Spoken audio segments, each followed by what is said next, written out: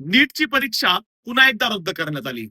खर तर हा प्रश्न काँग्रेसचा किंवा बीजेपीचा नाही आहे. हा प्रश्न देशाच्या पुढच्या पिढ्यांचा आहे, की या विषयावर देशातला एखादा असा वर्ग आहे का, की ज्याची सदसद विवेक बुद्धी जागृत आहे आणि तो या विषयावर बोलणार आहे. कारण कोणी बोलायला तयार नाही.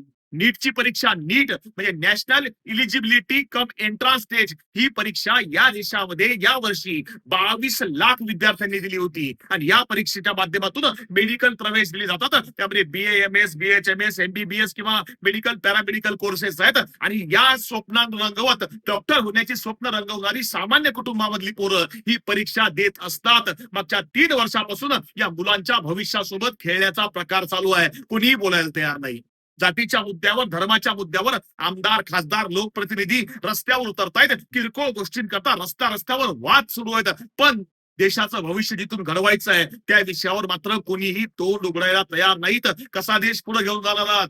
जगातला प्रत्येक देश हा आपली पुढची पिढी सक्षम व्हावी, सुशिक्षित व्हावी आणि चांगल्या शिक्षण व्यवस्थेमध्ये शिकावी याकरता प्रयत्न करतोय. आणि मागच्या अनेक दिवसांपासून आम्ही आमच्या पोरांना खड्ड्यात घालायचं काम करतोय. आमच्या पोरांच्या कष्टावर पाणी फेरायचं काम करतोय. कशी पुढची पिढी आमची घडणार आहे? अरे जी लोक साधी प्रश्नपत्रिका सांभाळू शकत नाहीत, ती हा देश काय सांभाळणार आहेत? हा सगळ्यात मोठा प्रश्न आहे.